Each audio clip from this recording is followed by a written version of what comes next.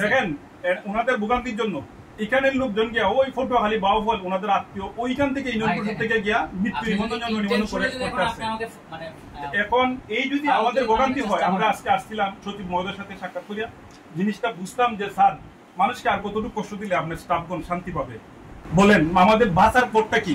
এবং আমরা অন্য কোনো দিবেন অবশ্যই আপনার কাজ হয়ে যাবে। আপনি বলেন ওনাদেরকে দেখান, ওনাদের পেজের লোক আপনি কাগজটা বের করেন, আপনি কাগজ আপনাদের কাছে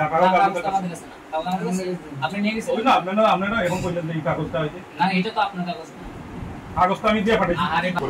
আজকে 1-2 মাস যাবত এখানে যে অফিস সহকারী যারা আছে এবং একটা অফিস সহকারী এবং দুজন একটা ছেলে হইল পিওন এটা বসায় রাখে, চরম বেয়াদব। মানুষ আসলে মানুষকে কোনো মূল্যায়নই করে না। একজন সচিব মহোদয় এই সচিবকে সন্দেহ আইলাম, উনি ওনাদের ডাকে বলছে যে ওনাদেরকে সহযোগিতা করেন, ওরা আজকে বলে এটা নাই, কালকে বলে এটা নেই, এটা এনে দিলে পরে ওইটাই না দেন। মানে এইভাবে এখন সব কিছু দেওয়ার পরে এদের কথা অনুযায়ী এখন বলতেছে ইমাম মুয়াজ্জিনের এনআইডি কার্ড লাগবে এবং তোমাদের আত্মীয় স্বজনের সমস্ত লোকজন যারা আছে আত্মীয় স্বজন ওনাদের এনআইডি কার্ড লাগবে। মানে একটা পায় তারা পয়সা দেওয়ার জন্য আর কি।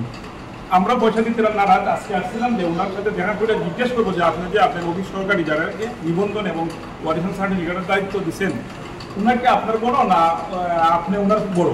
আপনি যে বললেন যে ওনারা আসছেন ঢাকা থেকে ওনাদের আত্মীয়দেরকে সহযোগিতা করার জন্য, তোমরা ওনাদেরকে সহযোগিতা করো, কি সহযোগিতাটা করলাম এবং কি আমার সার্টিফিকেট দিবা না দিবা না?